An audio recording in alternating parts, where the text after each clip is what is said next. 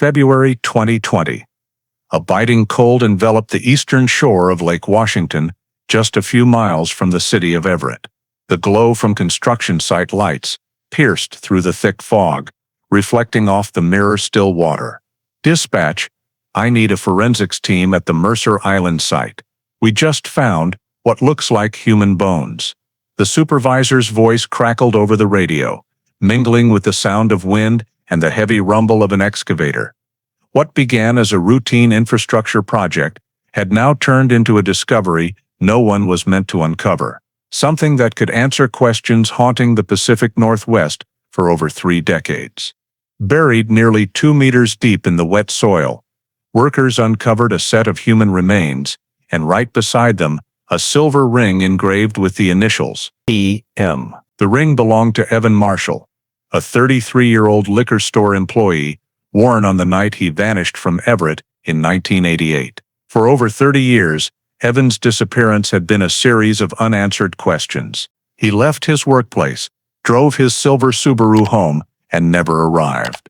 When police found his car 3 days later, doors locked, belongings intact, no signs of a struggle, the case quickly faded into obscurity.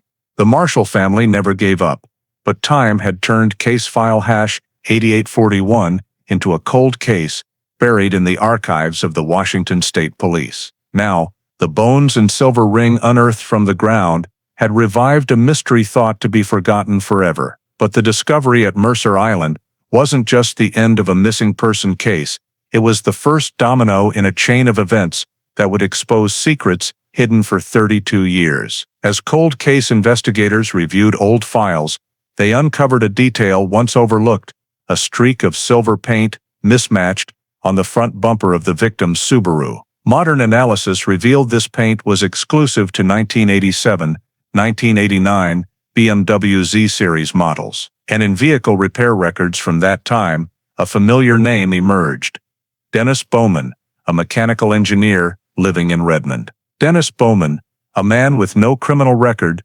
respected by neighbors, who taught high school students to build robots and help the community. But he had also reported damage to the right side mirror of his BMW. In the same week, Evan Marshall disappeared. As authorities followed this lead, they uncovered a chilling truth. Bowman had been interviewed during the initial investigation, but with no evidence, he was ruled out as a suspect. And for 30 years afterward, he lived among the Everett community, attending memorials for Evan, shaking hands with the victim's family, looking them in the eye, and maintaining a calm facade as if he knew nothing. The 1988 Washington case is not just a mystery solved. It is a testament to the persistence of investigators who refuse to let go, to the power of forensic science, and to the belief that justice may be delayed, but never forgotten. Before we continue this shocking story, please take a second to subscribe and like this video. Your support helps us bring cold cases back into the light, so the truth, though buried in cold mud for 3 decades, can finally speak. As the final pieces fall into place, the Everett community must face the most terrifying question: how could a killer live among them for over 30 years without anyone noticing? Tonight, we'll trace the path of the 1988 disappearance through a decades-long investigation and uncover the forensic breakthrough that stunned the state of Washington. This is a story of loss, deception, persistence, and justice, delayed but never gone. The city of Everett, Washington, in the late summer days of 1988, carried the serene charm of a small town nestled between forest and sea, where fog from Puget Sound rolled in each afternoon, blanketing low rooftops and the dark pine trees lining the roads. The air held the damp chill typical of the Pacific Northwest, enough to carry the scent of sea salt on the breeze. In a quiet neighborhood, a few blocks from downtown, Evan Marshall, 33, lived alone in a second-floor apartment in an old red brick building. His life was routine, working at Cascade Liquor and Wine, clocking out in the evening,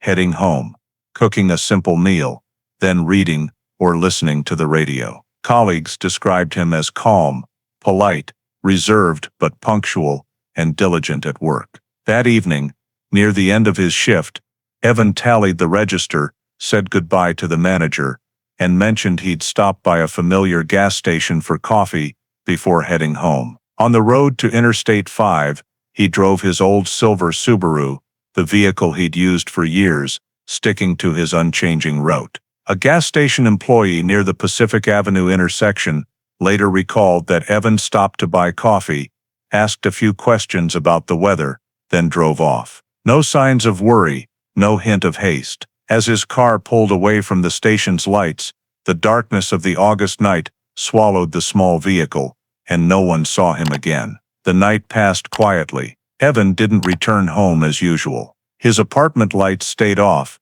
mail went uncollected, and the phone went unanswered. His mother called repeatedly with no response. By morning, she contacted relatives near Everett to check his apartment. The door was locked, the interior tidy, with no signs of anyone coming or going that night. Neighbors confirmed they heard no noises and didn't see the silver Subaru parked in its usual spot by the staircase. Friends and colleagues were questioned. No one knew of any plans he might have had. The weather remained overcast, with light intermittent rain, the streets wet as usual, and concern grew as more than 24 hours passed without contact. That afternoon, the family officially contacted the Everett Police Department, reporting Evan missing and requesting a search. The report was received late in the day as the city began to light up and light rain fell sporadically on the pavement. A task force was sent to Evan's apartment to investigate. The door was still locked, the lock untouched. Inside, everything was as usual, the kitchen clean, bed neatly made, no signs of a hurried departure. A coffee mug sat unwashed on the table, the morning paper untouched. These details led police to rule out the possibility that Evan had left voluntarily.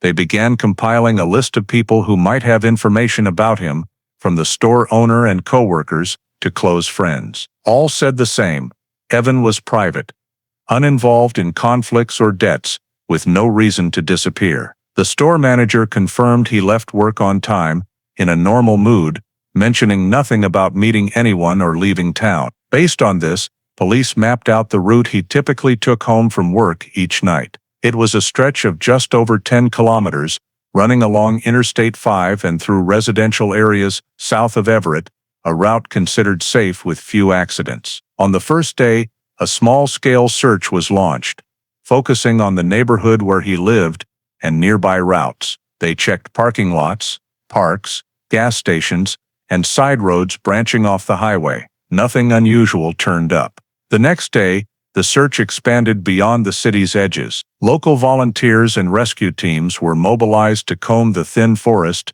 to the east and the banks of the Snohomish River, where locals sometimes fished. Patrol helicopters flew low along traffic corridors, but they saw only sodden forests and fog-shrouded roads. No signs of a crash, no debris, no skid marks matching Evan's Subaru. Before the third night ended, the Everett police had to admit they had no clear leads. In the following days, investigators returned to the area around the store where Evan worked to question more witnesses. A delivery driver reported seeing a silver car driving alongside his at a main intersection but wasn't sure if it was Evan's. This vague detail was noted but couldn't be verified. The summer weather turned wetter, complicating the search. Muddy terrain erased tracks, and scent dogs couldn't pick up anything in the damp wind. The Marshall family was often at the search sites, carrying Evan's photo, asking passers-by and shop owners along his usual route.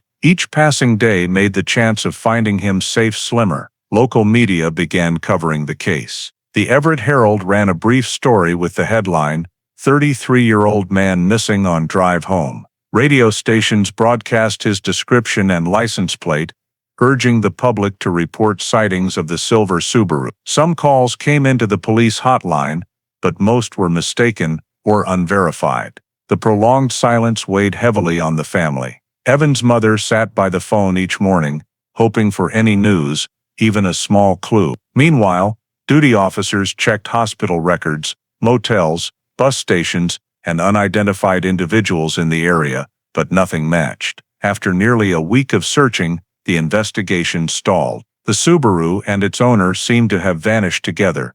leaving behind a chain of unanswered questions in the cold, damp city of the Pacific Northwest. On the morning of the 8th day since Evan Marshall was reported missing, the search area expanded further south of Everett. A group of volunteers combing a stretch of road connecting Interstate 5 to a low forested area near an old drainage canal noticed something unusual.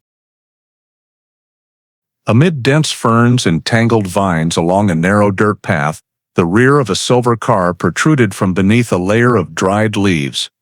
As they approached, they identified it as a Subaru, its license plate matching the registration number publicized by police in the missing person alert. The discovery was immediately relayed to the command center, and the area was temporarily cordoned off. A crime scene technical team arrived shortly after. The path was too narrow for a tow truck to access, forcing them to walk nearly a quarter mile to reach the site.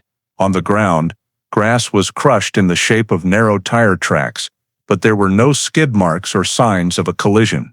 The car's body was covered in dirt and dry leaves, indicating it had been there for days. Technicians first examined the exterior. No dents, doors locked, windows intact, tires not yet flat. Inside, everything appeared untouched. On the passenger seat was a paper bag from the liquor store where Evan worked, containing a small notebook and a receipt. In the glove compartment, they found a local map and an old cassette tape. A paper coffee cup, dried with brown stains at the bottom, sat in the console. There were no signs of a struggle or disturbed belongings. The driver's seat was adjusted to the familiar position for the owner's build. Evan's bag and wallet remained on the front floorboard, containing identification and a few coins. Everything suggested he left the vehicle without any indication of coercion. However, what caught the police's attention was a streak of silver paint, a different shade, smeared along the left edge of the front bumper. This sample was scraped off and sealed in an evidence bag. They also photographed the entire vehicle, tire positions, front orientation and surrounding area to document its initial state. No clear shoe prints were found in the damp soil, only faint indentations too vague to date. A technician, wearing gloves, opened the rear door and noted the temperature and odor inside. No signs of decomposition or organic matter, indicating no body had been inside. Fabric fibers and dust from the dashboard were collected for testing. On the steering wheel, they found clear fingerprints, likely Evan's, along with a few smudged prints not yet identifiable. Evidence collection was completed that afternoon. Police compiled a detailed report and towed the vehicle from the site using a specialized truck. Before leaving, they swept a 50-meter radius around the area for stray items, but found nothing. A small metal ring was discovered near a tree to the north, but its etched design didn't match the jewelry Evan's family confirmed he owned. It was collected for further testing. When the car was brought to the Everett police station, a thorough inspection took place in a sealed garage. Under fluorescent lights, the metal surface revealed faint scratches, and the foreign paint on the front bumper gleamed with a greenish tint distinct from the original. The windshield held fine gray dust, likely road dirt or industrial sand. No blood, no interior debris, no signs of an accident. The forensic team took scaled photographs and numbered each relevant area. All evidence was carefully sealed: the silver paint streak, fiber samples, fingerprints, coffee cup, and paper bag. The field report noted the Subaru was in good condition, with no signs of forced entry or movement after it stopped. At the time of discovery, the keys were not in the ignition, but there were no signs of tampering or electrical repairs. The only questions left were why the vehicle was in such a secluded area and where its owner had gone. As the car was towed to the police evidence lot that evening, those involved in the search began to realize this was no longer a case of an adult voluntarily leaving home, as some had initially thought. The silence surrounding the silver Subaru, amid scattered evidence whose meaning was still unclear, marked the first turning point in the search for answers about Evan Marshall's disappearance. When the Subaru was brought to the sealed garage, the investigation officially entered a new phase. The Everett police held an urgent meeting at headquarters to review all related information and compile a list of people to interview. For the first 2 days, they focused on those closest to the victim. Evan's mother, still living in Linwood, said her son was disciplined, rarely traveled far, and always informed her of his plans. His elderly grandparents also confirmed he had no family conflicts. Neighbors around his apartment described him as polite, greeting them regularly each morning, never loud or hosting gatherings, with no unusual noises or arguments coming from his unit. When asked about personal relationships, his mother knew only of a brief romance with a woman in the city, which had ended over a year earlier, though they remained on friendly terms. This woman was brought in for questioning and confirmed they hadn't spoken in months. Meanwhile, co-workers at the liquor store said Evan was reliable, rarely took days off, and was never late. A colleague from the evening shift noted that on the night he vanished, nothing seemed out of the ordinary.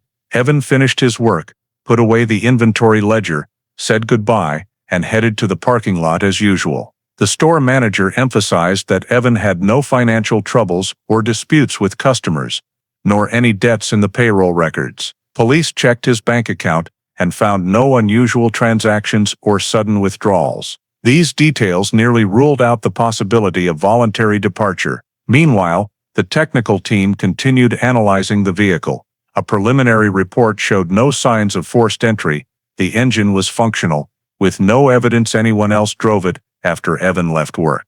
Analysis of debris on the car's undercarriage matched the soil from the discovery site, confirming the vehicle stopped there shortly after leaving the main road. With no answers about why he stopped in such a remote area, police began exploring the possibility of a collision or an encounter with a stranger. Among the hotline calls, one stood out. A truck driver reported seeing 2 light-colored cars driving side by side on Interstate 5 the night Evan disappeared. One, per his description, was an old Subaru wagon. The other appeared to be a silver BMW convertible. The driver noticed nothing unusual, only recalling that both cars moved slowly before splitting at an exit near Pacific Avenue. Investigators checked security cameras at gas stations in the area, but since surveillance systems were not widespread in 1988, no footage was found. They tried tracing the BMW lead, sending a request to the Washington State Department of Transportation for registration data on silver BMWs from that era in King County. The initial list included over 100 vehicles, mostly owned by residents in Seattle and Redmond, but none were confirmed to have been near Everett at the time. Some owners were contacted, but none had relevant information. The truck driver was brought in to recount his story in detail, but due to dim lighting and distance, his statement was considered only for reference. The investigation report, compiled after a week of interviews, showed no financial motive, no disputes, no signs of suicide or intentional departure. Evan's relationships were stable, his job unpressured, his health good, with no illnesses. Local hospitals reported no patients matching his description. A veteran officer on the case noted in the report, no evidence of violence, no evidence of voluntary departure. Nature of case currently undetermined. The investigation team temporarily classified the file under missing person, cause unknown. The Subaru was kept in the garage as evidence, with paint samples and traces sealed for further analysis. Evan's family was briefed on the preliminary findings, and police advised them to report any calls, letters, or clues. Meanwhile, unease lingered over the small Everett community. The local paper continued periodic updates, noting the case was still under investigation, but there was little new to report. As fall arrived, heavier rains erased any remaining outdoor traces. The abandoned car became the sole focus of suspicion, while the man who drove it left no sign of his presence anywhere. As the fall of 1988 came to a close, Evan Marshall's disappearance faded into near silence. After completing interviews and scouring the area around the scene, the Everett police found no new leads. The case file was temporarily closed, labeled Missing Person, Unresolved, and transferred to the King County Sheriff's Office for storage. Evan's family continued sending letters and calling authorities for months afterward, hoping for updates, but the response was always the same. No new information. Over time, officers from the initial investigation were reassigned.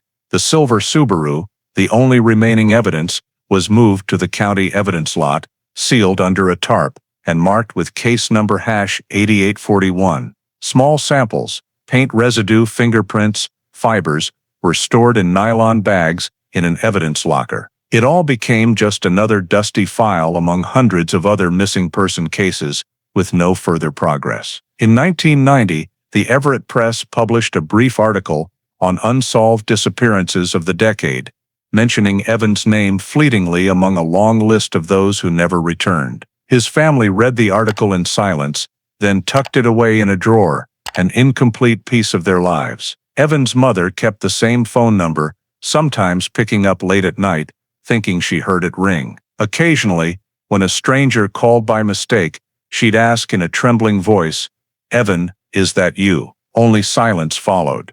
By the mid-1990s, the King County Sheriff's Office began transferring paper files to microfilm. Evan's case was partially digitized, but with no clear evidence of a crime, it remained categorized as missing cause unknown. The field report, witness list, Subaru photos, and forensic notes were archived, but never revisited. The 2000s passed in growing obscurity. Younger officers knew the case only as a brief database entry, male 33, missing from Everett 1988. The family continued sending annual requests for updates, answered with printed form letters, thanking them for their patience. No one explicitly said the case was at a complete dead end, but everyone understood it. In 2009, Evan's mother passed away at 74. In her closet, police found a small box filled with newspaper clippings from 1988, photocopies, photos of Evan as a young man, and an Everett map marked in red with the route from the liquor store to his apartment. Relatives kept these as keepsakes. After her death, the case lost its primary family contact, and the file was officially marked inactive. That same year, the King County evidence lot was relocated to a modern facility with an electronic management system. The evidence bags for case #8841 were relabeled with barcodes, renumbered, and placed on shelf 12, section A3, where cases over 30 years old were stored. No one noticed that the seals on the plastic bags remained intact, untainted by time. In 2010, Washington State launched the Unresolved Missing Cases program to review long-standing disappearances. However, due to limited funding, only cases with preserved biological or physical evidence qualified for re-examination. Evan's case wasn't selected then, lacking DNA or new witnesses. Nearly a decade later, as trace evidence technology advanced and the cold case unit's budget expanded, a new opportunity arose. In March 2020, the Washington State Cold Case Unit was tasked with reviewing missing person cases from 1970-1990, prioritizing those with intact original evidence. At the King County Storage Facility, a young forensic technician named Ava McCoy was assigned to inventory old files. Among over 200 cases, she noticed #8841, Evan Marshall's file. A brief database note read, "Vehicle recovered intact, paint residue collected, no body found." To the right, the evidence status was marked original seal intact. Ava requested to retrieve the full evidence bags for inspection, noting that the paint, glass, and fiber samples were still sealed per old standards, never reopened.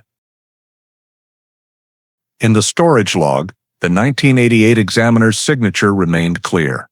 From that small detail, a disappearance thought forgotten for over 3 decades was flagged for potential re-examination. No one then knew that the integrity of a few old evidence bags would become the deciding factor in reopening one of Western Washington's longest-standing cold cases. In June 2020, as Washington State's Cold Case Unit was still reviewing old missing person files, an unexpected event unfolded less than 40 miles south of Everett. During construction along a road near Lake Washington, close to Mercer Island, a crew from the Department of Transportation uncovered an unusual object as their excavator dug over 2 meters into the earth. Initially, they thought it was animal bones, but the shape and size quickly raised suspicions. One worker halted the machine, called the supervisor, and the site was immediately secured. When forensic personnel from King County arrived, the wet, muddy soil was carefully cleared by hand to avoid damaging the structure. Under the weak afternoon sunlight, human bones emerged, part of a skull, ribs, and scattered vertebrae. The positioning suggested a hasty burial, not anatomically arranged, possibly moved before being covered. In a cavity near the pelvic bones, technicians found a rusted keychain. One key bore the distinctive oval logo of Subaru, a type used in the late 1980s. Nearby was a small silver ring, engraved with the initials EM on the inner band. Both items were sealed and sent to the lab that same evening. News of the remains quickly reached the King County Sheriff's Office and the Cold Case Unit, which was still handling the disappearance of Evan Marshall, owner of a silver Subaru, who vanished in the summer of 1988.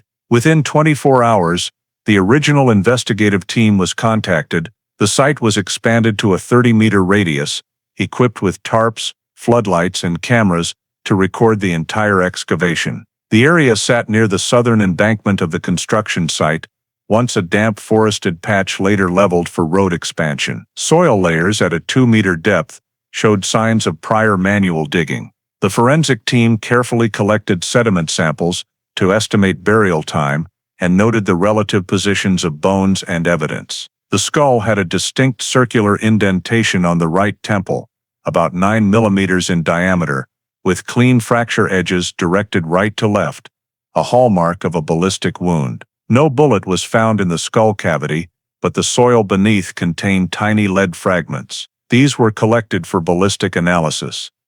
Based on bone decomposition, forensic experts estimated the body had been buried for at least 3 decades. A long bone retained traces of soft tissue, sufficient for DNA extraction. The entire process was meticulously documented, with each item numbered and photographed before removal. The next day, the remains were transported to the Washington State Crime Lab in Seattle. There, Dr. Dana Phelps, an anthropological analyst, reconstructed the skeletal framework. The results indicated a male, approximately 1.78 meters tall, aged 30-35, consistent with Evan Marshall's profile. The accompanying evidence strengthened suspicions. The key matched those used for 1984-1988 Subaru models, specifically the Subaru GL Evans exact car, with identical key teeth. The silver ring, cleaned and examined under a microscope, revealed the EM engraving in a handcrafted font typical of small 1980s jewelry shops. Evans' family was called to identify it, and his brother immediately confirmed it was the ring Evan wore since college. Bone samples were sent for DNA analysis at the state lab, and Evans' former dentist, who had records of a composite filling in his lower left molar, was contacted for dental comparison. 3 weeks later, the results were conclusive. DNA from the bones matched perfectly with a sample from Evans' mother stored in hospital records before her death. The dental structure matched the 1986 dental report. The forensic examiner officially confirmed the remains found at Mercer Island were those of Evan Marshall, missing since August 27, 1988. The notification was sent to the Everett Police Department and the Cold Case Unit. The case status was updated in the system, from missing person, unresolved, to homicide, open investigation. The forensic report listed the cause of death as ballistic trauma through the skull, right to left, likely causing instantaneous death. No fractures in the arms or ribs suggested the victim had no chance to resist. Based on the body's location, police hypothesized Evan was shot elsewhere and brought to the site for a hasty burial. The discovery area, in the late 1980s, was a low forested region with little foot traffic, far from residential areas and main roads. Ideal for concealment. During further soil collection, investigators found a cloudy gray plastic fragment, possibly from car interior trim, and a few nylon fibers. These were sent for testing to determine any connection to the Subaru found years earlier. When the internal announcement of the remains identification was made, officers from the original 30-year-old investigation expressed shock. Many never expected the case to find resolution. At the cold case unit's desk, Ava McCoy, who had checked the seals on case hash 8841, placed two files side by side, the 1988 Subaru Recovery Report and the 2020 Excavation Report. Separated by 32 years, they now pointed to an undeniable conclusion: Evan Marshall didn't vanish. He was murdered. The new question was immediate: who shot him, and why? 3 weeks after the DNA results confirmed the Mercer Island remains as Evan Marshall's, the Washington State Police officially reopened the case. File hash 8841 was transferred to the cold case unit under the State Investigation Office, led by investigator Ava McCoy. Ava, 36, was a forensic expert trained in trace evidence, re-examination, and material matching. Upon receiving the file, she noted the rare preservation of the 1988 evidence, sealed bags intact, clear labels, and complete storage logs. A handwritten note in the old report, penned by the lead investigator, read "foreign silver paint streak, possibly from minor collision. Origin undetermined." This note became the starting point for the new investigation. Ava sent the paint sample to the Washington State Crime Lab's Materials Analysis Division, which could analyze chemical structures at a microscopic level. Technicians used Raman spectroscopy and cross-reference data in the National NI-BIN database to identify the paint type, production year, and supplier. While awaiting results, Ava and her team reviewed the 1988 field reports, comparing photographs, diagrams, and descriptions of the silver Subaru's location. A notable detail was the front bumper's foreign paint streak on the left, a bright silver with a greenish sheen. Magnified images showed the paint wasn't from a typical scratch. Parallel, uniform microfractures suggested contact between two metal surfaces in low light, likely when the vehicles were stopped or parked closely. The materials analysis report arrived in early September 2020. The 14-page document stated, "The silver paint sample from the Subaru belongs to a metallic paint used on BMW Z Series vehicles, produced between 1987-1989. Color code Arctic Silver 309. Acrylic-based with a distinctive aluminum grain structure, it matches no other paint from that year." This finding immediately caught Ava's attention. In the 1988 witness statements, a truck driver had reported seeing Evan's Subaru driving alongside a silver BMW on Interstate 5 minutes before his disappearance. At the time, this detail was dismissed due to unverified license plates or ownership. Now, with matching paint, the likelihood of physical contact between the vehicles was significant. Ava accessed vintage vehicle registration records for King and Snohomish counties, narrowing it to BMW Z Series models from 1987-1989, with documented repairs or inspections in 1988. The list contained 34 vehicles, mostly registered in Seattle, Bellevue, and Kirkland. She requested initial owner information from the State Department of Transportation, including vehicles sold or transferred between 1987-1990. While waiting, Ava had the forensic lab re-examine all old evidence with modern technology, fingerprints, fibers, and dust from the Subaru's windshield. Under a scanning electron microscope, technicians identified a dark gray synthetic fiber stuck to the passenger door corner, previously labeled unidentified. Its cross-woven polyester structure was common in leather fabric hybrid seats of German sports cars from the late 1980s. Infrared spectroscopy confirmed the fiber matched the interior of the BMW Z4 predecessor, the 1988 Z Series. This discovery gripped the cold case team. Ava requested a comparative report, adding it to the file. She pinned photos of the paint and fiber next to the 1988 witness statement on the investigation room's board, drawing lines connecting silver BMW to Arctic Silver 309 paint and German upholstery fiber. Two independent pieces of evidence, separated by over 30 years, aligned with uncanny precision. The next step was to check if any BMW in the area in 1988 had repairs to the left door or side, corresponding to the paint on the Subaru. Ava and her team sent inquiries to old garages in Everett and Seattle, many now under new ownership or closed. Some larger garages still kept handwritten ledgers.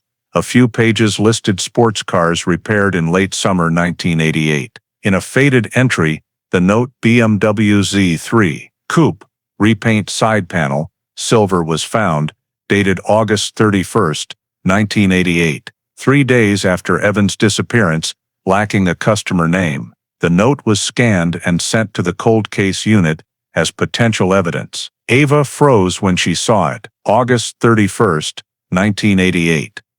The last day Evans' activity was confirmed via gas station footage. She reopened the area map, marking the garage's location in Everett, just 7 miles from where the Subaru was found. The pieces began to fit. A witness mentioned a silver BMW, the paint and fiber pointed to the same vehicle type, and a garage had repainted that exact color shortly after the disappearance. In a preliminary report to her superiors, Ava concluded, material analysis indicates a high likelihood that the victim's Subaru physically contacted a silver BMW Z series from 1987-1989. Recommend expanding investigation in this direction. For the first time in over 30 years, case #8841 had a clear path forward. When the paint and fiber analysis confirmed a direct link between Evan Marshall's Subaru and a silver 1987-1989 BMW Z series. Ava McCoy and the cold case unit began tracking owners of such vehicles in the Everett to Seattle area at the time. Old vehicle registration data, stored partially on microfilm at the Washington State Department of Transportation, required manual review. Of over 30 recovered records, most vehicles were still in use or had changed hands. One name stood out: Dennis Bowman, a Redmond resident and mechanical engineer at a local aerospace technology firm. Bowman owned a silver BMW Z series, registered in May 1987, with a chassis number matching the Arctic Silver 309 paint identified by the lab. Notably, his insurance records noted a claim filed on September 2, 1988, 5 days after Evans' disappearance, for broken right side mirror, door frame repaint. The claim was minor, with no accompanying traffic accident report. This detail halted Ava. She pulled additional records from Continental Auto, Bowman's insurer. In their digitized archives, the legal department provided a scanned original document, a repair invoice from a small Everett garage, dated August 31, 1988, matching the vehicle's chassis number. It was the same note Ava found in the garage's old ledger, now corroborated by 2 independent sources. She requested the garage check for preserved paint samples. Fortunately, the current owner had kept sealed 1980s paint cans for color matching with long-term clients. One was labeled BMW 309, Arctic Silver, side panel repaint, 9/88. The State Materials Lab collected the sample and compared it to the paint from Evans' Subaru. The results, received the following week, showed identical Raman spectroscopy, aluminum crystal structure, and polymer additive ratios, confirming the paint was from the same batch and time. Ava's report concluded, the paint sample from the victim's Subaru and the preserved paint from the garage that repaired Dennis Bowman's BMW Z series in August, September 1988, match completely. This is physical evidence confirming direct contact or collision between the vehicles. The report was submitted to the King County Prosecutor's Office with detailed file references. Next, Ava and her team investigated Bowman. Civil records showed Dennis Bowman, born 1960, graduated with a mechanical engineering degree from the University of Washington and worked designing components for Boeing. He had no criminal record, but had minor traffic violations from 1987-1992, including speeding and failing to obey a stop signal. Bowman married in 1989, had no children, and lived in Redmond for nearly 2 decades. Tax records indicated he sold the BMW Z series in 1990, months after changing jobs. The buyer didn't maintain service records, and the vehicle was later re-registered in Oregon, vanishing from the system. Ava requested the technical team trace the chassis number to check if the vehicle still existed or was scrapped, but no immediate results surfaced. Insurance data showed Bowman didn't report the mirror damage as an accident, only as an object striking the car while parked.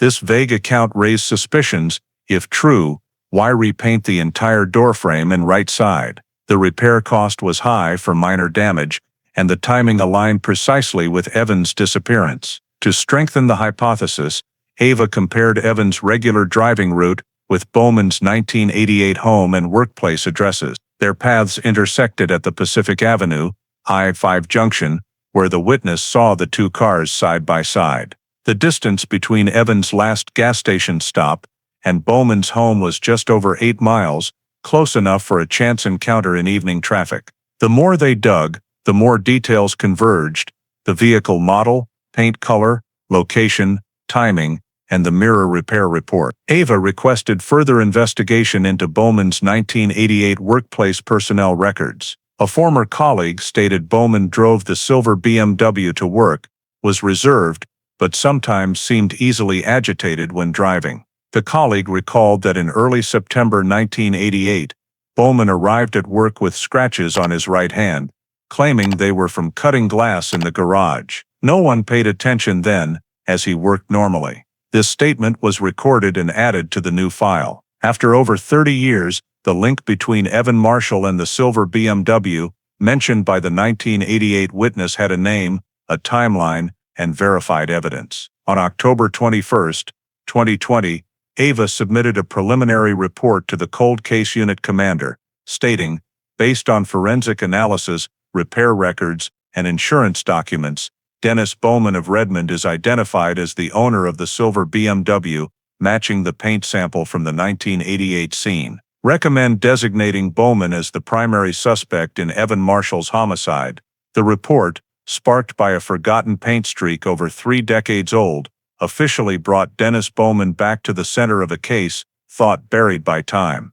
When Dennis Bowman was identified as the primary suspect in the Evan Marshall case, the Cold Case Unit began an extensive investigation into his background, scrutinizing every detail of his residence, employment, and behavior from the late 1980s. Civil records showed Bowman was born in 1960 in Spokane, Washington, the only son of a former aerospace engineer. After graduating from the University of Washington with a degree in applied mechanics in 1982, he worked at a company in Redmond manufacturing components for civilian aviation. Former colleagues described him as competent, obsessively meticulous, and keeping an impeccably organized workspace. In meetings, he rarely spoke more than a few sentences and had no close friends. A contemporary engineer recalled Bowman often stayed late in the lab, working silently and jotting notes in precise small handwriting on graph paper. When asked about his personal life, most said he lived alone in a small rented house in the Maple Ridge area, east of Redmond, about 6 miles from where Evans' remains were later found. The quiet neighborhood, surrounded by pine forests, was near a sparsely traveled lakeside road in that era. Tax records confirmed Bowman rented the house from 1986 and left in late 1988, a few months after the disappearance. The former landlord, now in her 80s, remembered the young tenant as very polite, always paid on time, but never talked to anyone. She recalled that one morning in early September 1988, she saw him thoroughly washing his car in the garage, despite light rain. When asked, Bowman smiled and said, "Just a minor scrape, got some paint on it." A few weeks later, he terminated the lease early and moved out, saying he was finding a place closer to work. He left no forwarding address. Police verified through residency records that Bowman changed addresses 3 times in the 2 years that followed, ultimately buying a home in Redmond in 1991, co-owned with his new wife, Jennifer Palm, a local dentist. Police records from the period showed no criminal violations linked to Bowman. He held a legal permit to own and carry a handgun, a 9mm Glock 19, registered in 1985, and renewed multiple times through the 1990s. This detail caught the investigators' attention, as forensic analysis of Evan Marshall's skull indicated death by a ballistic wound, approximately 9 millimeters in diameter, fired right to left, perfectly consistent with the ammunition used by a Glock 19. Ava McCoy and the cold case team reviewed additional firearm permit records. Cross-referencing the serial number of Bowman's gun, data showed it was purchased from Cascade Arms, a sporting goods store in Bellevue, in March 1987, but its current whereabouts were unknown. The old firearm tracking system didn't record transfers after he left the area, and no original store employees remained. Neighbors from Bowman's old Redmond neighborhood described him as courteous but rarely social, often seen leaving on weekends with his silver BMW convertible, sometimes carrying a small leather bag. One neighbor noted he occasionally practiced target shooting with a handgun in his backyard, legal in that area at the time. Another recalled Bowman was highly protective of his car, rarely letting anyone touch it. Police also confirmed Bowman was a member of the Issaquah Range Club, a shooting range offering self-defense training, with his name appearing in membership logs for 1987 and 1988, before vanishing in 1989. These seemingly disparate details began to form a portrait, an intelligent, reserved man who craved control, skilled in mechanics and firearms, living alone just miles from where the victim's body was found. When Evan Marshall's disappearance was publicized in 1988, police issued widespread notices, but no one named Dennis Bowman came forward. His departure from Maple Ridge weeks after the Subaru was found now seemed suspiciously coincidental. Ava requested further data on Bowman's movements post-1988. Employment records showed he requested a transfer to his company's Tacoma branch in October 1988, worked there for just over 6 months, then resigned. His name then disappeared from residency records until 1990, when he reappeared renting in Bellevue. By 1991, he bought a home and married. In her summary to the prosecutor's office, Ava noted, Dennis Bowman, Redmond resident, mechanical engineer, held a 9mm handgun permit, and owned a silver BMW Z Series. His former residence was approximately 6.3 miles by air from the site where the victim's remains were found. The victim's disappearance coincided with Bowman reporting damage to his car's door and mirror. Post-incident, the suspect left his residence without leaving a forwarding address. These details, when pieced together, showed Bowman was no longer just a name on a vehicle owner list. He became the center of a web of events aligning by date, location, and evidence. The deeper Ava dug, the more she sensed that the Evan Marshall case, once thought a simple disappearance, was unraveling into a far more complex story, with a suspect who had the means, tools, and opportunity to commit the crime. After compiling Bowman's background file, investigator Ava McCoy shifted to biological evidence analysis, the phase that could solidify a direct link between the suspect and victim. Reviewing old evidence, Ava found a small sealed bag containing a fabric fragment with organic residue from the lining of the jacket Evan Marshall wore the night he vanished. The 1988 report noted insufficient basis for analysis due to limited technology. However, with 2020 techniques, even a few remaining epithelial cells could yield a genetic profile. Ava sent the sample to the Washington State Genetics Lab in Olympia, requesting next-generation sequencing to detect foreign DNA beyond the victim's genetic sequence. Over a 3-week analysis, technicians carefully separated fabric layers, used enzyme solutions to decontaminate, and extracted biological traces. The results were surprising. Beyond Evan's matching DNA, a minor secondary DNA sample was detected, small but sufficient for isolation. This mixed DNA, typical of brief physical contact, someone grabbing, pulling, or touching the jacket, was present. The secondary sample contained distinct STR markers, identifying a male and enabling comparison with the National CODIS database. The data was coded as WAC 2000-2088 and sent to the Federal CODIS Center. 2 weeks later, Ava received a notification. The system found a partial match with DNA from a medical record at Evergreen Medical in Bellevue, collected from a male patient, Dennis Bowman, in 2014 during hand surgery. Stored under state regulations and later coded into a civilian database for criminal cross-referencing, the sample allowed automated matching.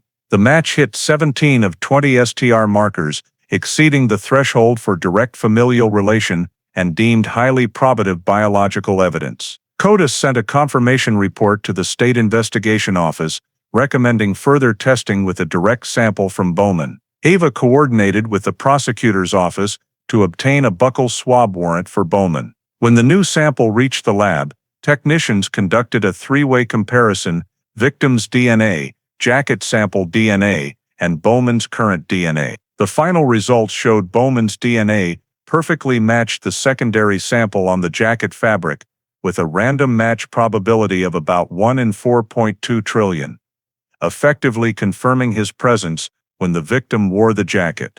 Ava sat silently in the lab reading the official report. The first page boldly stated, "Foreign DNA, identified as belonging to Dennis Bowman, random match probability 0.00000000000001%. Source: victim Evan Marshall's jacket." This meant the first biological evidence tied Bowman to the crime scene. Further analysis showed his DNA concentrated on the jacket's collar and left shoulder, consistent with grabbing or pulling from behind. A forensic expert noted this aligned with a struggle prior to an attack. To bolster the findings, Ava requested reanalysis of hair strands found in the Subaru in 1988, previously labeled insufficient data. The lab extracted a complete mitochondrial DNA sequence, again showing high similarity to Bowman's sample.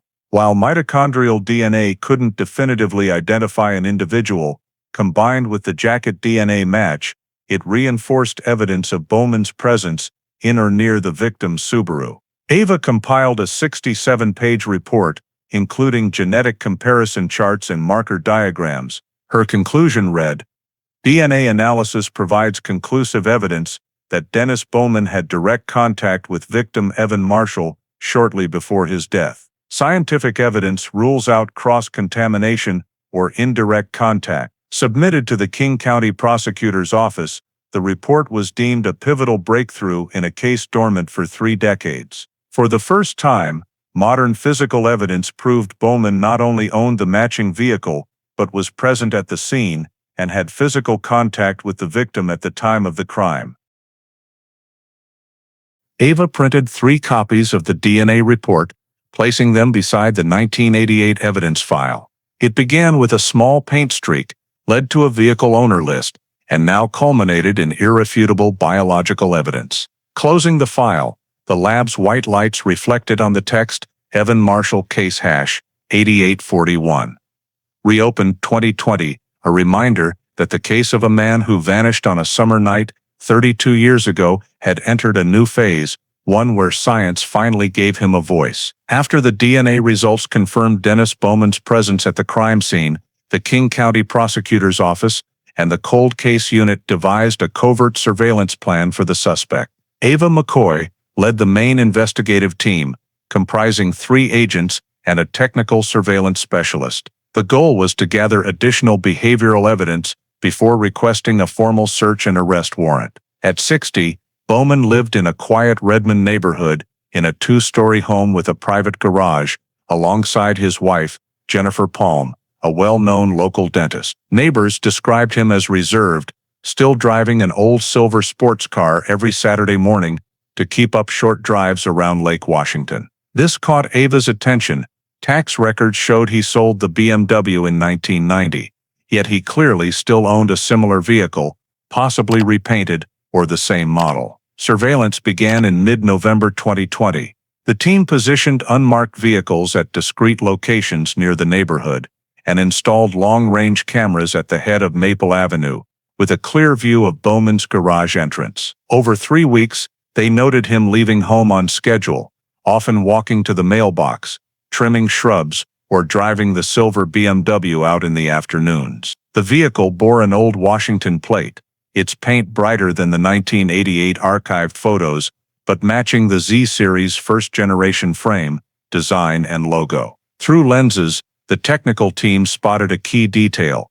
The right side door frame had a slightly brighter paint trim, identical to the 1988 garage repair description. During surveillance, Bowman displayed extreme caution. He lingered at his rearview mirror longer than typical, randomly altered driving routes, and rarely interacted with neighbors. When parking, he immediately locked the car, occasionally wiping the door handle with a cloth before leaving.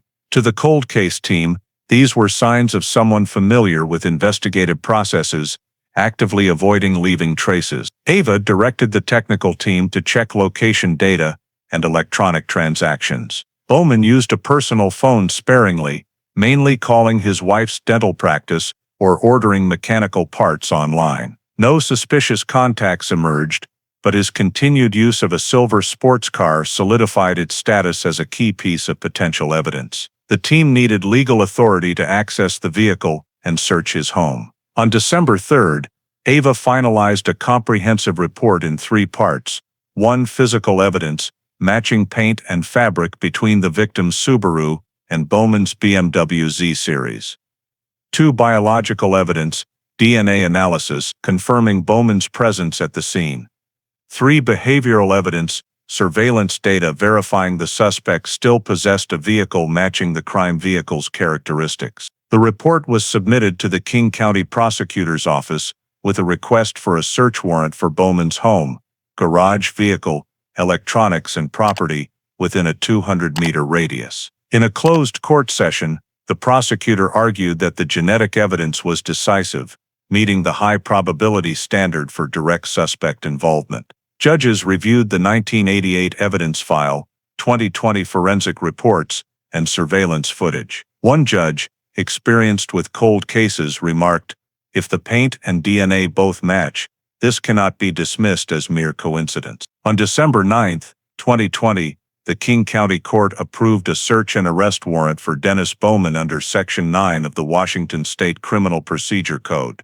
The warrant authorized a full search of the residence, garage, vehicle, electronics, and all property within 200 meters. That day, Ava McCoy convened an urgent meeting with the Cold Case Unit and Redmond Police Department's Tactical Support Unit, reviewing every detail of the execution plan. The agreed approach at 6 a.m., with 2 teams entering from the east and south to secure all exits. Bowman's wife was to be present when the warrant was announced to ensure compliance and avoid conflict. Specialized vehicles parked a block away, with the team in plain clothes until positioned. All communications switched to a secure internal channel to minimize media leaks. The night before execution, the task force held a final briefing at Redmond headquarters. Ava reviewed the file, confirming personnel for evidence collection, sealing, and transport to the lab. "No mistakes, no noise, no negotiation," she said, closing the plan with a red ink stamp. On the early morning of December 10, 2020, thick fog blanketed Maple Avenue. At 6:17 a.m., a convoy of unmarked vehicles quietly stopped 2 blocks from Bowman's residence. Ava McCoy, holding the original judge-signed warrant, led a team of 3 officers into the area. The gray-painted 2-story wooden house sat nestled among tall pines, silent as if still asleep. A light on the ground floor suddenly flickered on. Ava signaled with her hand. 2 officers stepped onto the porch, knocked firmly, and announced loudly, "Washington State Police. We have a search and arrest warrant." A few seconds of silence passed. The door cracked open. Dennis Bowman stood there, dark wool jacket, face eerily calm. Ava presented the warrant and instructed him to remain still. An officer handcuffed Bowman on the doorstep, clearly reciting his Miranda rights. Jennifer Palm, his wife, emerged from the staircase, visibly shaken by the sight of multiple officers in the house. Ava explained the procedure, requesting her presence as a witness to the search, as required by law. Bowman showed little reaction, only glancing around the living room, his eyes lingering on the garage door, where the technical team was preparing to unlock it. Bowman's garage was spacious, with 2 bays. As the roll-up door opened, early morning light illuminated a 1988 silver BMW Z Series, lightly dusted but intact. An old Washington license plate remained attached to the rear. The forensic team examined the exterior, The silver paint with a greenish sheen matched Arctic Silver 309. On the right door frame, as noted in the 1988 garage record, the paint was thicker, showing signs of a partial repaint. The right side mirror had differently colored sealant, indicating a replacement. Upon opening the car door, the team detected a faint chemical solvent odor, possibly from industrial cleaner. In the glove compartment, they found a dried bottle of metal cleaning solution and several darkened rags, immediately sealed as evidence. On the back seat, Ava noticed a neatly folded black leather jacket. Upon inspection, she spotted a small brown stain on the right cuff, suspected to be dried blood. The sample was collected on site, sealed in an evidence bag labeled 12RMD1. In the trunk, they found a 1986 Lake Washington area map, worn at the folds, marked in red along the Mercer Island route, the exact area where Evan Marshall's remains were discovered. Each marked spot was photographed and documented. While the technical team worked in the garage, another group searched the house. The upstairs office contained small metal boxes, mechanical components, and technical data CDs. A small safe in the bedroom closet held a box of 9mm Federal Premium ammunition and a Glock 19, with its original serial number, matching Bowman's 1987 firearm permit. The weapon was seized and inspected. 3 rounds remained in the magazine. The barrel was clean, and it showed meticulous maintenance. In a storage room behind the garage, they found a sealed plastic bin containing old documents, a 1988 car insurance contract, a garage invoice for repainting the right door, and a Continental Auto claim notice. All were seized and cross-referenced. At the bin's bottom was a fabric bag with small silver-gray paint chips, likely left over from the repaint. The entire process was continuously recorded. Each piece of evidence was numbered, labeled with case hash 8841, and reopened 2020. In the tool room, a technician found a metal box on the workbench containing 3 old 9mm bullets with oxidized dented tips. These were collected and sent for ballistic comparison with the lead fragments from the Mercer Island burial site. During the search, Ava observed Bowman, detained in the living room. He didn't request a lawyer, sitting upright with hands on his knees, staring out the window. When he saw the BMW loaded onto a tow truck, he murmured softly, "That car hasn't run well in years." The comment was recorded, but Ava noted his tone wasn't one of innocence. It sounded like someone prepared for this moment. The evidence collection concluded after over 5 hours. The garage, office, and vehicle were resealed for further forensic analysis. The silver BMW was towed to the Washington State Crime Lab for paint, fingerprint, and biological comparisons. The jacket with the bloodstain was sent to a separate DNA lab, stored at -20 degrees Celsius to prevent degradation. The Lake Washington map, Glock, ammunition, rags, and cleaning solution were cataloged as directly linked to the suspect. At 12:48 p.m., Dennis Bowman was formally taken into custody for questioning.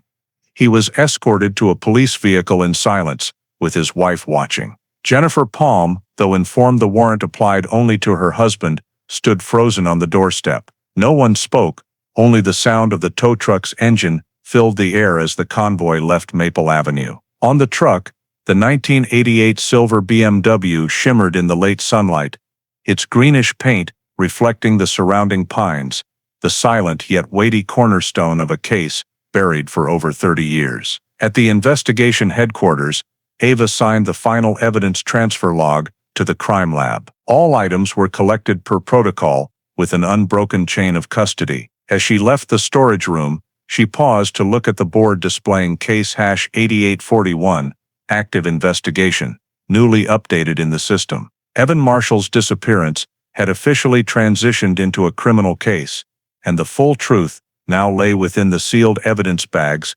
stored in Washington State's cold storage. The Washington State Crime Lab received all evidence from the December 10, 2020, search of Dennis Bowman's residence. The items were divided into 3 categories: biological, inorganic, and mechanical ballistic. Each was handled by a specialized sub-team, reporting directly to Ava McCoy. The analysis spanned weeks, starting with the most critical item, the black leather jacket from the BMW. The biological team extracted the brown stain from the jacket's cuff, using micro-extraction to isolate DNA. Initial results identified two distinct genetic profiles, one matching Dennis Bowman, the other matching Evan Marshall's DNA from the remains. A 23 STR marker comparison confirmed an exact match with the victim's stored profile. Quantitative analysis showed Evan's DNA was predominant, indicating direct blood contact, not secondary transfer. The report stated, the biological sample on the black leather jacket right cuff is confirmed as human blood, type O positive, with DNA fully matching victim Evan Marshall, random match probability, less than 1 in 10 trillion. Reading the report, Ava knew this evidence proved the victim bled in close proximity to the suspect.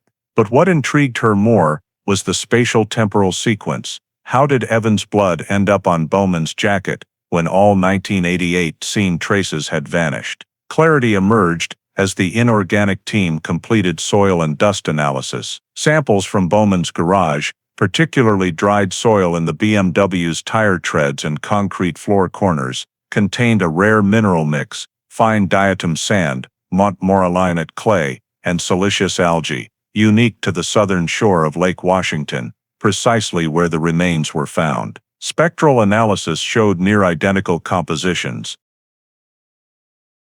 The 27-page report concluded, soil samples from the suspect's garage contained sediment components matching the Mercer Island, Lake Washington area. There is basis to conclude the vehicle was present or stopped at this location. Simultaneously, the ballistic team examined the BMW Z series, the central evidence. The vehicle was placed in a soundproof chamber, its surface scanned with 3D lasers for micro-deformations. On the right side window, they found a conical crack, 9.1 millimeters in diameter, fracturing outward, consistent with a 9 mm bullet's penetration. The crack's trajectory angled from the passenger seat forward, matching a bullet fired from the driver's seat or right hand. The crack and outer indentation perfectly aligned with glass fragments found near Evan's remains in 2020. Further interior analysis revealed trace blood and human tissue in the crevice between the passenger seat and right door. Tested with luminol, the area glowed under UV light, and samples confirmed Evan Marshall's DNA, with no other contributors besides Bowman. Under microscopy, technicians found minute lead particles in the passenger seat cushion, typical of gunshot residue from close-range firing. The ballistic team tested the Glock 19 from Bowman's safe. Test-fired rounds in a standard chamber were compared to the lead fragments from the burial site. Barrel striations matched 98% at the microscopic level, sufficient to conclude the fatal bullet came from this Glock or an identical production batch. Chemical analysis confirmed nitrate and barium compounds in the shell casings matched the federal premium 9 mm ammunition found in the safe. Ava compiled the data into a timeline. The picture was too logical to doubt Evan Marshall was shot by Bowman inside the silver BMW, seated in or near the passenger seat. The bullet exited through the window, killing him instantly. His blood splattered onto Bowman's jacket, the seat, and minimally onto the floor. Bowman then replaced the glass, repainted the doorframe, cleaned the interior, and moved the body. This hypothesis was reinforced by forensic software, reconstructing the bullet's trajectory. If the victim was turned left, consistent with the skull wound, the bullet's path aligned precisely from the passenger seat toward the rear left, matching the window's hole. The estimated firing distance was 50-60 centimeters. The comprehensive forensic report, finalized on February 4, 2021, spanned over 100 pages with 3 key conclusions.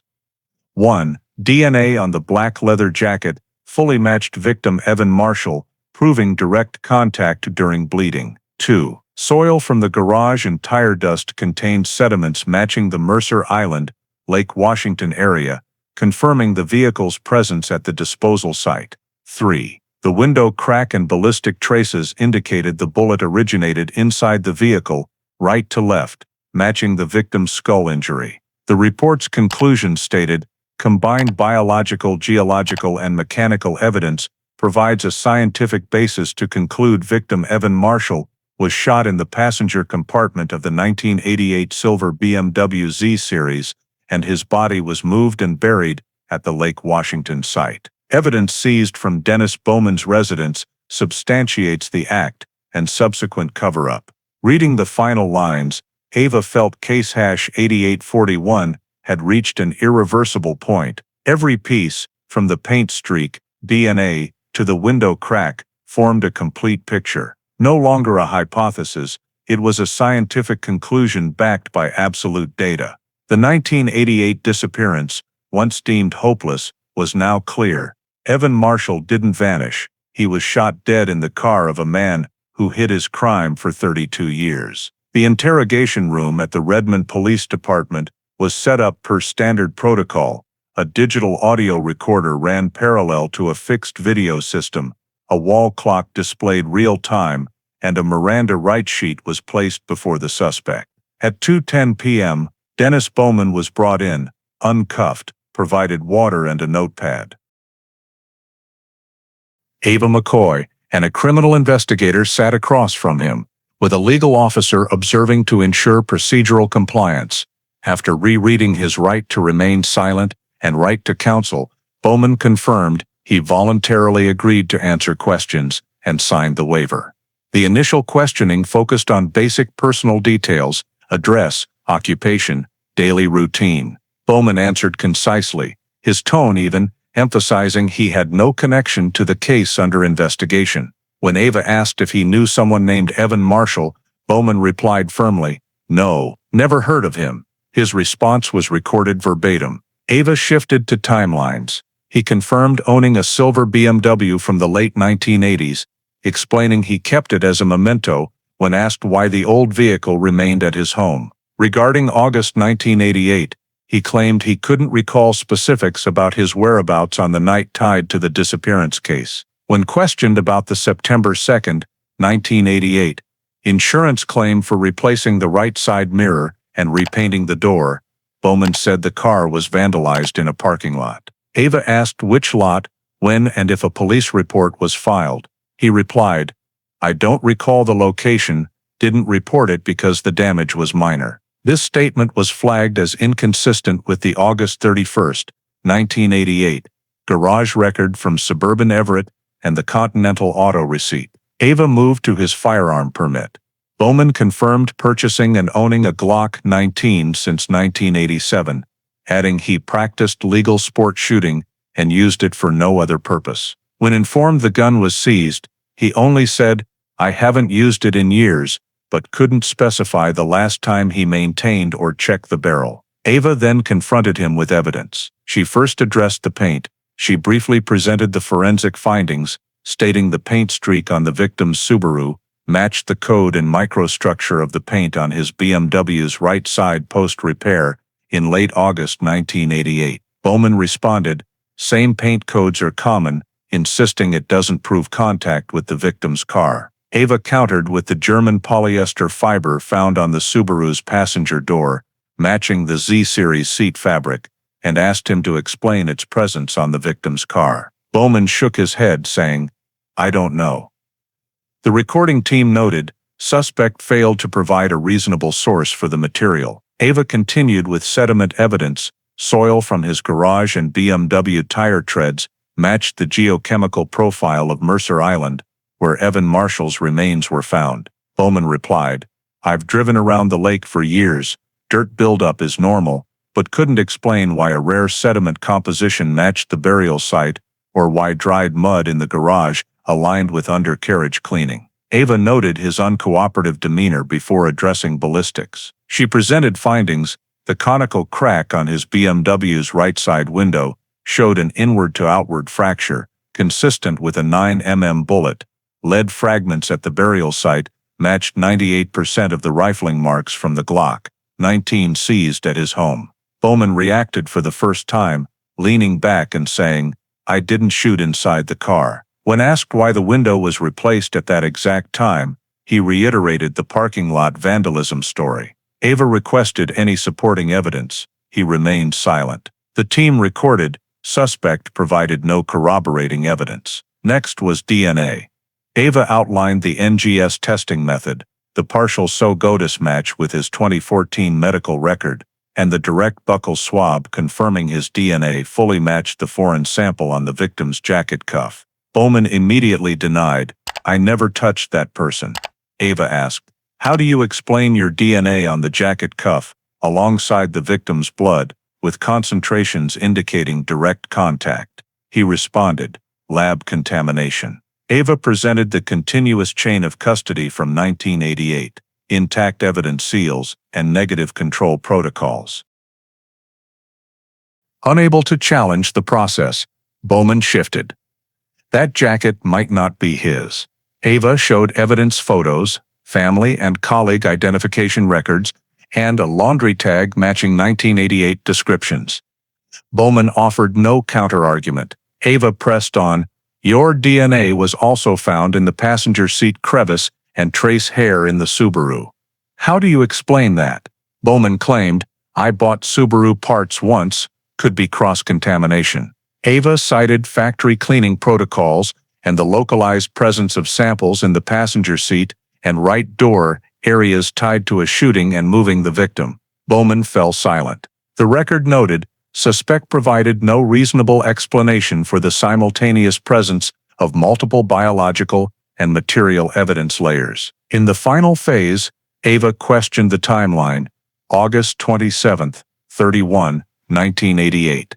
Movements, door repair, window replacement, insurance claim, leaving the Maple Ridge rental shortly after, the Lake Washington map marked at Mercer Island.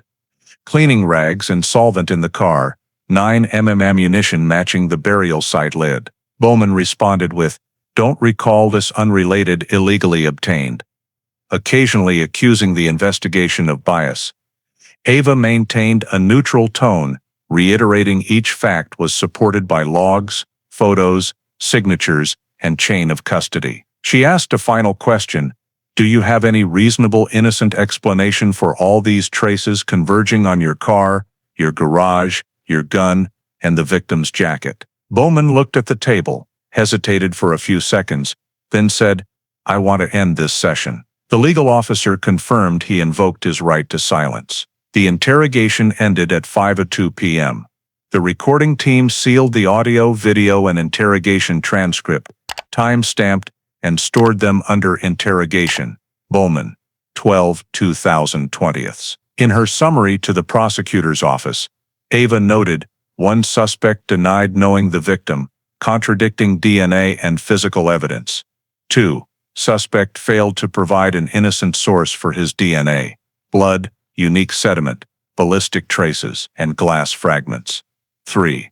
The parking lot vandalism claim conflicted with garage records and timing. Attached were a timeline cross-reference, bullet trajectory diagram, window crack photos, STR and mtDNA charts, sediment comparison table, and evidence catalog. The audio was backed up in 3 copies, one for storage, one for the prosecutor, and one sealed as a reserve. The interrogation didn't yield a confession, but achieved its legal aim, exposing critical inconsistencies in the suspect's statements, documenting his inability to explain scientific evidence, and building a robust procedural record for the next steps. In her end-of-day note, Ava wrote a single line, "Every trail leads back to the BMW." The remaining work rested with the science that had spoken clearly, and the interrogation transcript had shaped a prosecution framework by pitting the suspect's bare denials against an unassailable chain of evidence. After the interrogation of Dennis Bowman concluded, and all audio-visual data was sealed, Ava McCoy and the cold case team entered the final investigation phase, compiling the case file for criminal prosecution. In a closed meeting at the Washington State Police headquarters, experts from the forensic, ballistic, and biological subteams presented their final findings. All reports aligned. DNA from the victim and suspect matched on the jacket, the BMW's passenger seat, soil samples, and trace blood. The car window bore an inward-to-outward bullet fracture, matching the skull wound trajectory. Garage soil contained minerals unique to the Lake Washington site, where the remains were found. Lead fragments, paint, fibers, and 1988 insurance records completed the physical evidence chain, painting a full picture of the crime. Ava led the compilation of the 300-plus page investigative report, labeled Case File #8841, reopened 2020. The report was divided into 4 parts. The first summarized the timeline: Evan Marshall's 1988 disappearance, the silver Subaru discovery, and the 2020 Mercer Island remains find. The second detailed forensic results: DNA, ballistics, geology, and paint analysis with matching charts and photos.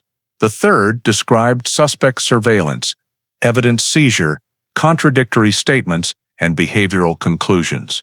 The final, critical part recommended charging Dennis Bowman with first-degree murder under Washington state law, RCW 9.32.030, citing intent, premeditation, and actions to conceal the crime. Ava presented this to the King County Prosecutor's Office on March 15, 2021, led by Kristen Richardson, a veteran of decade-old cases. Richardson reviewed the summary, asking the team to outline the timeline and key evidence. Upon hearing about the matching paint and jacket DNA, she nodded.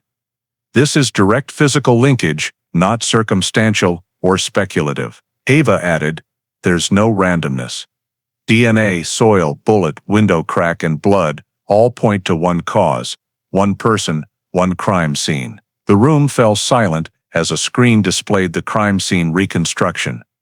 The silver BMW, passenger seat angled left, a simulated bullet trajectory, piercing the window and striking the victim's skull. Each detail was backed by data. Alongside was a map tracing Bowman's route to Mercer Island, overlaid with the 1988 garage location and remains site. Richardson, eyeing the image, said softly, "Every fragment of the past is now speaking." She signed the case intake form, noting sufficient legal grounds for criminal prosecution.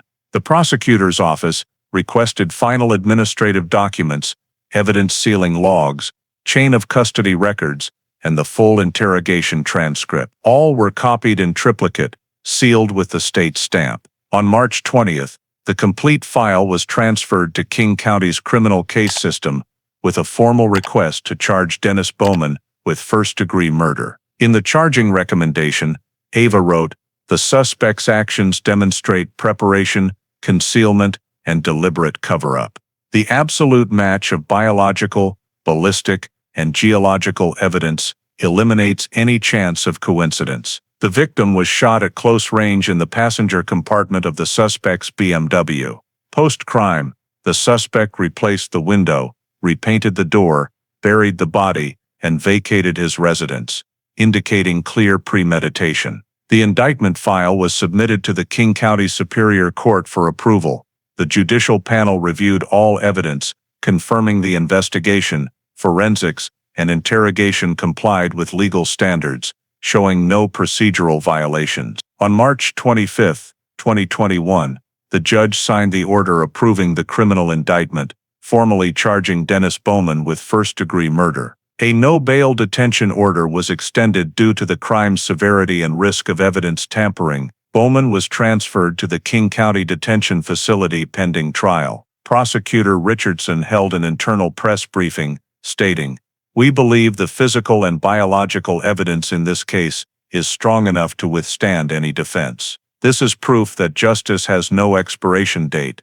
That afternoon, leaving the courthouse, Ava paused on the steps, looking at the King County Courthouse etched in stone. 32 years from an unsolved missing person report to a criminal indictment with a complete evidence chain encapsulated in the thick file she held. In an internal memo, Ava wrote briefly, "Case #8841, sufficient for prosecution, evidence conclusive, investigation objectives met." The next day, the indictment was publicly announced, marking the start of the legal phase for a case buried by time for over 3 decades. Dennis Bowman's trial began in early February 2022 at the King County Superior Court in Washington, closing a 32-year wait for justice in Evan Marshall's disappearance. From early morning, local press and TV crews gathered outside the historic granite courthouse, where major state criminal trials often took place. In courtroom number 3, a 12-member jury was selected after a 2-day screening process. Presiding was Judge Mary Ann Collins,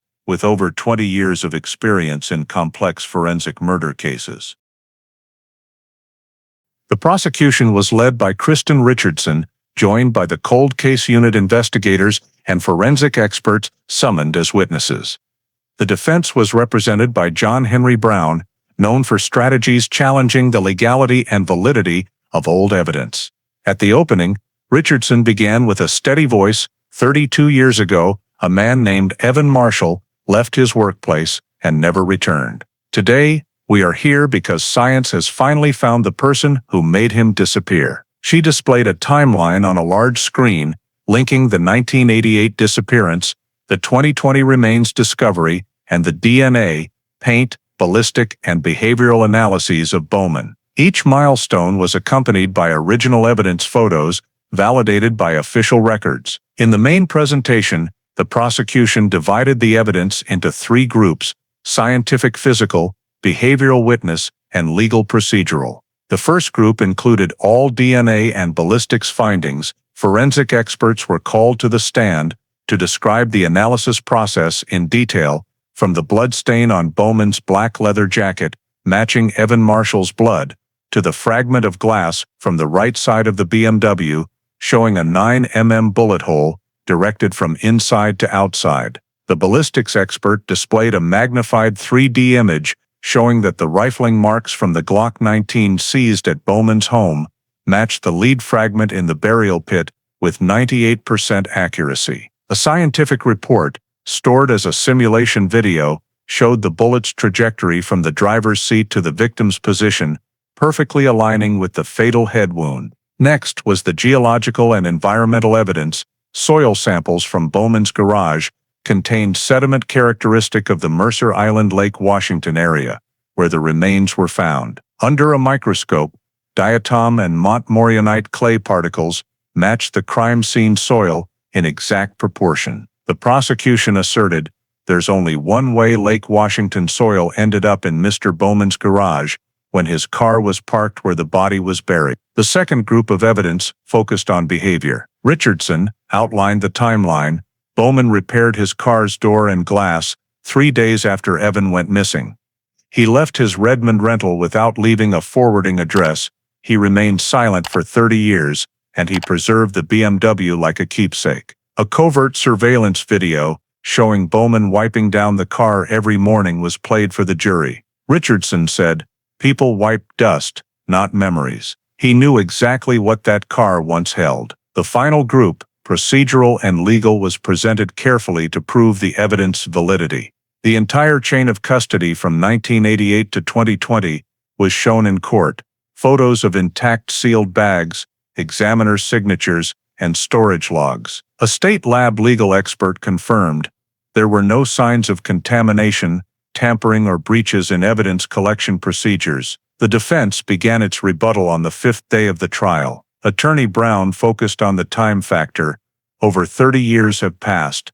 How can anyone guarantee that DNA sample wasn't contaminated? He argued that storage in 1990s-era facilities could have degraded the samples, casting doubt on their authenticity. However, the state lab presented a chain of custody audit and protein sequence comparisons, proving the evidence remained intact. Brown further questioned the motive. The prosecution can't prove why my client, an engineer with no criminal record, would kill someone he didn't know. Richardson responded succinctly, "We don't need to prove motive when we have direct evidence of a fatal act." She then displayed images of the blood-stained jacket, the Glock 19, and a Lake Washington map marked with Mercer Island. He doesn't need to say why these items speak for him. Forensic experts, technicians, and investigator Ava McCoy took the stand in turn. Ava recounted reviewing old case files, discovering paint traces, and matching DNA. Her voice was calm.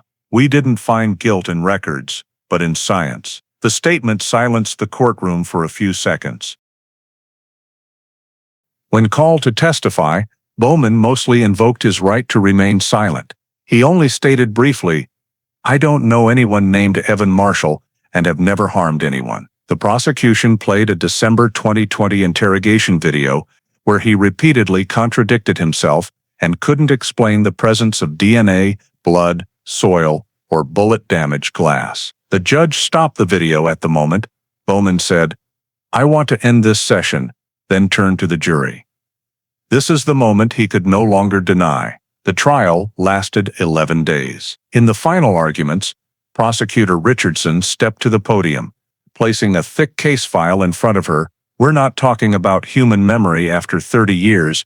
We're talking about physical evidence, traces that don't vanish. Blood doesn't lie. Soil doesn't lie. And time, no matter how long, can't hide the truth." The defense's only remaining argument was a weak claim that the defendant may be the victim of a forensic misunderstanding. On February 21, 2022, after over 8 hours of deliberation, the jury returned to the courtroom. The judge instructed the foreperson to announce the verdict. In a hushed room, the jury representative read slowly, "We, the jury, find the defendant Dennis Bowman guilty of first-degree murder under Section 9(a)(32.030) of the Washington State Criminal Code." Bowman showed no emotion, only lowering his head to look at the table. The prosecution remained silent, while in the back row, Evan Marshall's brother sat motionless, hands clenched. 3 days later, the court issued its sentence. Judge Collins stated, "The defendant acted deliberately, concealing his crime for decades, only exposed by advancements in science and the tireless efforts of investigators. This conduct reflects cold calculation." She imposed a 29-year prison sentence, less than the maximum 35 years due to the defendant's age, but sufficient to reflect the crime's severity. As the officer led Bowman out of the courtroom, he glanced back at Ava McCoy with an odd look.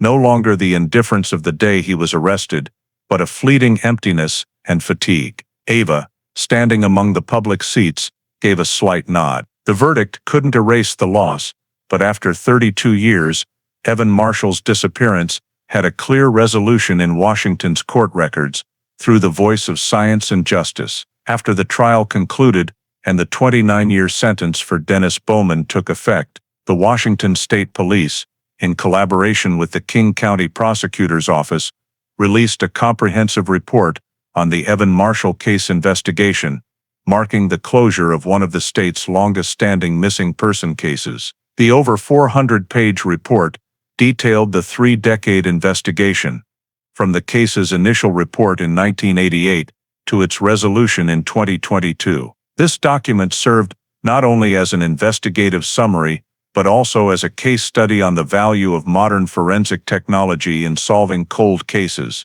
The report's introduction, drafted by investigator Ava McCoy, stated its purpose: "This is not just the story of a murder solved after 32 years, but a testament to the importance of preserving evidence, maintaining records, and never deeming a case hopeless." The report detailed the investigation's progression from the initial efforts of Everett police in 1988, the discovery of the silver Subaru, to the 2020 finding of remains at Mercer Island, and the forensic results leading to prosecution. In the section analysis of why the case remained unsolved, the cold case unit identified 3 main limitations of 1980s investigations. First, forensic technology constraints.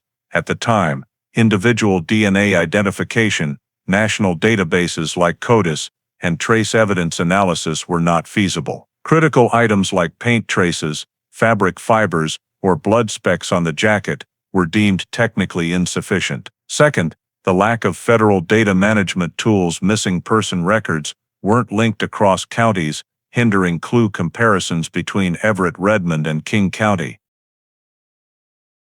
Third, limited funding and manpower for long-term case follow-up led to the file being archived. The report noted that if the 1988 evidence, particularly the paint, soil, and victim's jacket, had not been properly preserved, the case would never have been solved. The near-perfect chain of custody over decades ensured the samples retained scientific value. Ava wrote in a note, "A small paint speck may have been meaningless in 1988, but it became the key to unlocking the entire truth in 2020. The report also dedicated a chapter to the evolution of forensic technology over 30 years, from basic STR testing, mixed DNA analysis, Raman spectroscopy for paint traces, to laser spectroscopy for sediment comparison. These advancements reconnected seemingly lost clues. The Washington State Crime Lab was credited for reconstructing the sequence of events, confirming the victim was shot in the car, proving Bowman's BMW was at the disposal site, and verifying the victim's blood on the suspect's jacket. The report's midsection listed over 120 pieces of evidence used in the prosecution, with photos, seal codes, collectors' names, and analysis results. Each item was evaluated for legal value and contribution to the final conclusion. The report also highlighted initial errors, lack of data management systems, underutilized witness statements, and delays in inter-county coordination. However, these errors were deemed historical lessons, now part of formal training for new investigators. The report's final section, titled Legacy of Case #8841, stated, "Justice doesn't fade with time. It only needs tools to be seen." The Evan Marshall case proves that every trace, no matter how small, holds value if preserved correctly. Each sealed evidence bag is a reminder that our duty is not only to the living, but to those who have vanished. The King County Prosecutor's Office also released a media summary, confirming the case was marked solved in the National NAMUS and NCIC databases. The case file was transferred to the Cold Case Investigation Training Center for educational purposes. In 2023, during the center's first training program, the Evan Marshall case was chosen as a model for evidence re-examination, integrating DNA and ballistics technology. The report's conclusion, signed by the Washington State Police Director, read, "The Evan Marshall case is proof that investigations don't end when a file is closed. They merely pause until science catches up with the truth." On August 12, 2022, case #8841 was officially updated to closed, solved in the system. The old case file, once gathering dust in storage for 32 years, now bore a short red note, reopened 2020, resolved 2022. In Washington's investigative history, this case stands as one of the longest-running cold cases solved through modern forensic science. The story of the Evan Marshall case is not only a journey to find justice for a man forgotten for over 30 years, but also a reflection of contemporary American society, where technology, transparency, and faith in justice remain community cornerstones. Evan's disappearance in 1988, during an era when DNA testing was not widespread and investigative data wasn't federally linked, highlighted human limitations in the face of science. But by 2020, thanks to modern forensic technology and national databases, the truth was finally uncovered. From the intact silver paint speck to the soil matching the garage and burial site, everything serves as a reminder that truth can be delayed but not erased. This is a profound lesson for today's American society, where information, data, and evidence increasingly form the foundation of justice. In an era when many may lose faith in institutions or systems, this case proves that justice can still function if people persist and remain true to their mission. Investigator Ava McCoy, who reopened the file after 30 years, embodies the spirit of perseverance, a quality every citizen should uphold: patience, respect for truth, and belief in the value of steadfast effort. Whether in court, the workplace, or the community, this lesson holds true. Results may not come quickly, but if we preserve the truth, like the investigators preserved each tiny piece of evidence, justice, however late, will find its way back. Thank you for following the journey to reclaim justice for Evan Marshall, a testament that truth is never buried under the dust of time. Subscribe to our channel to join us in exploring other cold cases, where justice always finds a way to speak, even if it takes a lifetime to listen.